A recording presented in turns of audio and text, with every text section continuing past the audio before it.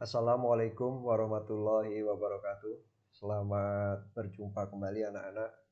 Pada kesempatan ini, Bapak ucapkan selamat belajar dan tetap semangat belajar walaupun di rumah. Anak-anak, pada kesempatan ini Bapak ingin menyampaikan, yaitu materinya masih tetap tentang kehidupan masyarakat Indonesia pada masa praaksara. Kemarin kita sudah berbicara tentang periodisasi, hanya belum kelar untuk periodisasi yang satunya. Nah, pada video 2 ini kita akan berbicara tentang periodisasi kemarin sudah arkeologinya. Nah, sekarang kita akan periodisasi satunya dengan periode kehidupan masyarakat ya. Nah, jadi dilihat dari kehidupannya. Nah, nanti di video yang ketiga yaitu nenek moyang. Baik anak-anak, untuk mempersingkat waktu, periodisasi geologi kemarin sudah kita bahas di video 1. Untuk video 2 ini anak-anak Bapak ingatkan yaitu kita akan berbicara tentang arkeologi, periodisasi berdasarkan arkeologi. Jangan lupa anak-anak like, yang belum like, yang sudah subscribe tidak usah subscribe. Yang belum silakan subscribe. Jangan lupa komentar sebagai absen kalian. Berikutnya adalah periodisasi berdasarkan arkeologi. Periodisasi berdasarkan arkeologi ini ini tujuannya adalah untuk mengetahui usia manusia purba berdasarkan peninggalan benda-benda purbakala. Maaf. Maaf anak-anak, Bapak bersin. Alhamdulillah. Benda-benda tersebut dapat berupa perkakas rumah tangga, coretan-coretan dalam dinding gua, dan fosil-fosil manusia purba. Manusia purba menggunakan alat-alat yang dapat memenuhi kebutuhan seperti mencari dan mengolah makanan dengan menggunakan perkakas. Alhamdulillah. Dari batu-batu dan benda-benda yang lain. Ada juga yang dari tulang. Nah, anak-anak. Nah, ini pembagian zaman prasejarah berdasarkan arkeologi itu dibagi dari zaman batu dan zaman logam. Kita akan bahas zaman batu. Zaman batu dibagi menjadi 4, yaitu zaman batu tua, zaman batu madya, zaman batu baru atau muda, atau berikutnya adalah zaman batu besar atau megalitikum. Oke anak-anak, kita akan bicara zaman batu. Zaman batu yaitu zaman ketika manusia mulai mengenal alat-alat yang terbuat dari batu. Nah, alat-alat yang digunakan dari batu. Ini masuk ke zaman batu. Zaman batu ini alat-alatnya bukan hanya batu, ada juga dari kayu. Cuma kayu kan cepat rusak, jadi tidak ditemukan. Tapi kalau yang dari batu sudah banyak ditemukan. Zaman batu tua ini dibagi menjadi 4, yaitu zaman batu tua, zaman batu menengah, zaman batu muda, dan zaman batu besar atau megalitikum. Nah itu anak-anak ya. Kita akan bahas satu per satu. Zaman batu tua. Zaman batu tua atau Paleolitikum.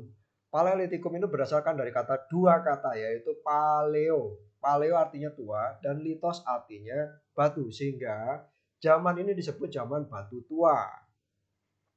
Hasil kebudayaannya banyak ditemukan di daerah Pacitan dan Ngadong, Jawa Timur. Para arkeologi sepakat untuk membedakan temuan benda-benda praaksara di kedua tempat tersebut, yaitu kebudayaan Pacitan dan kebudayaan Ngadong. Nah, di sini ada dua jenis, yaitu peninggalannya, yaitu kapak genggam. Yang ini adalah kapak genggam, yang ini adalah kapak berimbas. Oke anak-anak ya. Nah, berikutnya adalah zaman batu madya atau pertengahan atau disebut Mesolitikum. Zaman batu pertengahan madya atau Mesolitikum diperkirakan berlangsung ini 20.000 tahun yang silam. Pada zaman ini kehidupan manusia tidak jauh berbeda dengan zaman batu tua, yaitu masih berburu, mengumpulkan makanan, dan menangkap ikan.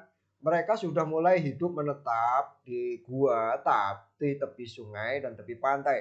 Alat-alat digunakan pun hampir sama dengan zaman batu tua, hanya sedikit sudah lebih dihaluskan karena orangnya sudah makin pintar. Peralatan yang digunakan pada zaman Mesolitikum antara lain adalah kapak Sumatera atau pebble. Ini pebble kapak Sumatera. Sejenis kapak genggam yang terbuat dari batu kali. Salah satu sisinya masih alami. Ada juga kapak pendek atau hash card. Nah, sejenis kapak genggam yang berukuran lebih kecil. Juga pipisan. Pipisan ini untuk bikin jamu gitu ya. Bentuknya pipisan untuk bikin jamu. Lalu batu-batu giling. Nah, batu giling itu sama dengan pipisan. Nah, cuman ini untuk batu giling ini bisa untuk giling-giling yang lain seperti jagung dan sebagainya. Lalu alat-alat dari tanduk dan tulang tulang tulang binatang. Terus ada mata panah juga dari batu dan juga flake. Flake ini senjata kecil sejenis pisau anak-anak ya. Nah, itu dari tulang bisa, dari batu bisa. Nah, adapun hasil budayaan yang ditinggalkan manusia pada zaman batu pertengahan ini adalah, nah ini, Kejoken Modinger. Kejoken Modinger ini adalah, ini ya, ini gambarnya. Ini adalah tumpukan sampah kulit kerang. Pada waktu waktu manusia purba itu sudah mulai mengenal api, dia sudah memasak gitu. Di sini ada dapur. Nah, dapur lalu dia makan kerang. Nah, kulitnya ditaruh di sini. Nah, jadi tumpukan dan akhirnya membatu dan menjadi fosil. Nah, ini disebut dengan kecoken Modinger, ya anak-anak. Nah, ini adalah Abrisos Ros. Nah, ini adalah gua tempat tinggal atau disebut masa tempat tinggal di dalam gua. Nah, itu anak-anak zaman batu Madya. Berikutnya zaman batu baru atau zaman batu muda. Pada awal kehidupan manusia sangat bergantung pada alam. Tahap kehidupan ini ada pada masa berburu dan mengumpulkan makanan. Ini masih sama ya. Perkembangan selanjutnya manusia mampu mengolah alam. Jadi pada waktu zaman batu muda orang sudah bisa mengolah alam. Mereka sudah bisa bercocok tanam. Dia sudah bisa beternak gitu ya. Untuk memenuhi kebutuhan. Jadi manusia praksara dapat menyediakan makanannya sendiri karena pada tahap ini manusia mampu memproduksi tumbuh-tumbuhan atau disebut dengan food producing. Nah, nanti waktu PTS atau PAT itu suka keluar nih food producing. Food producing adalah menghasilkan makanan sendiri. Kenapa? Karena dia sudah bisa mengolah alam dan dia juga bisa beternak, gitu ya. Nah, tuh Bapak rasa itu ingat itu ya. Manusia mampu menanam berbagai jenis tumbuh-tumbuhan yang semulanya itu dibiarkan liar, sekarang sudah mulai seperti padi, umbi-umbian itu sudah mereka tanam, gitu ya. Dengan cara apa? Dengan cara berhuma. Huma ini apa? Huma adalah satu upaya untuk membuka hutan menjadi ladang sebagai tempat bercocok tanam. Dan ini sampai sekarang masih dipakai. Kamu lihat coba di daerah Sumatera, di Riau, di sana hutan dibuka untuk ladang, ada ladang kelapa sawit dan sebagainya gitu ya. Nah, itu adalah cara berhuma. Nah, karena huma ini cukup lama, maka mereka sudah membuat rumah di sana. Rumahnya dari kayu gitu ya. Nah, tapi mereka ini kalau tanahnya sudah nggak subur, mereka pindah begitu karena mereka belum mengenal pupuk zaman itu. Nah, teknik bercocok tanam berhuma ini sampai saat ini masih digunakan gitu ya. Nah, masa bercocok tanam manusia praaksara menghasilkan berbagai alat kehidupan. Alat-alat itu ada yang dari tulang, batu, dan kayu. Oke, anak-anak. Berikutnya adalah zaman megalitikum atau zaman batu besar. Megalitikum ini zaman batu besar. Nah, batu-batu besar ini biasanya digunakan untuk tradisi kepercayaan mereka gitu loh. Nah, kepercayaan mereka. Seperti apa kepercayaan-kepercayaannya? Nah, kita lihat di sini ada beberapa gambar. Ini adalah menhir. Menhir ini batu yang berdiri anak-anak. Batu besar berdiri. Ini tujuannya adalah untuk menyembah ruh nenek moyang karena mereka beranggapan nenek moyang itu ada di tempat-tempat yang tinggi. Nah, berikutnya adalah dolmen. Dolmen ini adalah batu menyerupai meja, ada kakinya, ada tempat datar meja datarnya begini nih ya, batu datar. Ah, ini untuk meletakkan sesajen. Lalu di sini ada yang mirip dolmen namanya pandusa. Pandusa ini adalah tempat menguburkan nenek moyang yang sudah meninggal. Di dalamnya di sini ditaruhlah jenazah yang sudah meninggal. Itu pandusa, di dalamnya juga dikasih alat-alat bawaan mereka. Lalu Sarkofagus ini lebih bagus dari pandusa, yaitu sama-sama dari batu juga untuk meletakkan jenazah. Lalu punden berundak ini adalah bangunan berundak-undak. Ini banyak ditemukan di daerah Banten Selatan anak-anak ya. Ditemukan di Banten Selatan. Lalu waruga ini juga kuburan. Kalau ini tempat menyembah ruh nenek moyang, kan mereka berundak-undak, ini yang paling tinggi ada tempat ruh nenek moyang, jadi tempat beribadah mereka ini. Ini akhirnya diadopsi dengan dibuatnya Candi Borobudur pun berundak-undak seperti ini. Ini asli nenek moyang. Lalu waruga. Waruga ini makam berbentuk kubus, ya. Lalu arca. Arca ini adalah batu besar yang dipahat menyerupai manusia dan binatang. Oke, selesai megalitikum. Berikutnya adalah zaman logam. Zaman logam ini yaitu manusia ini sudah mulai pintar, mereka sudah mampu membuat peralatan-peralatan dari logam gitu ya. Nah, zaman logam ini dibagi menjadi zaman tembaga, perunggu dan besi.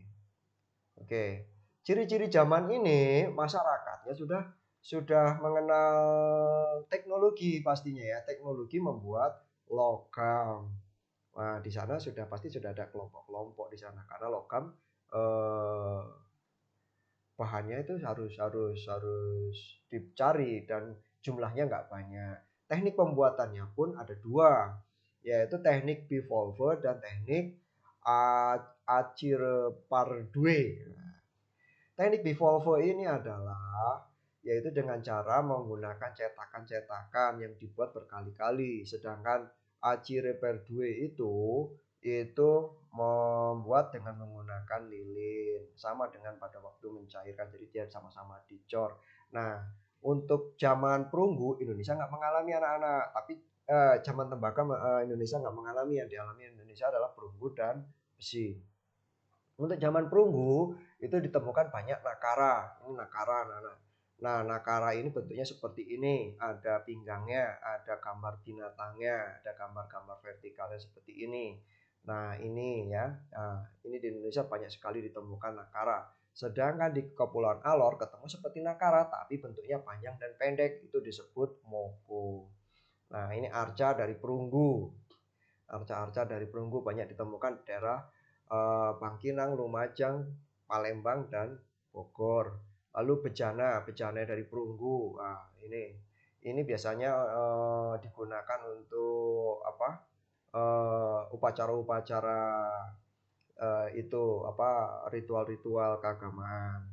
Nah, lalu kapak corong. Kapak corong ini dibuat dari logam atau besi. Nah, di Indonesia banyak sekali ditemukan gitu loh kapak corong, dan bentuknya pun macam-macam, ada yang besar, ada yang kecil, atau disebut juga dengan kapak sepatu anak-anak gitu ya. Nah, ini biasanya digunakan juga sebagai alat untuk upacara. Oke anak-anak.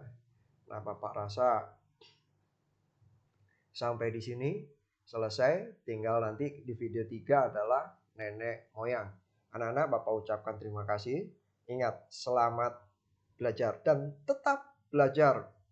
Ingat anak-anak, jangan bermalas-malas ya. Kalian tidak libur, tapi kalian tetap belajar di rumah.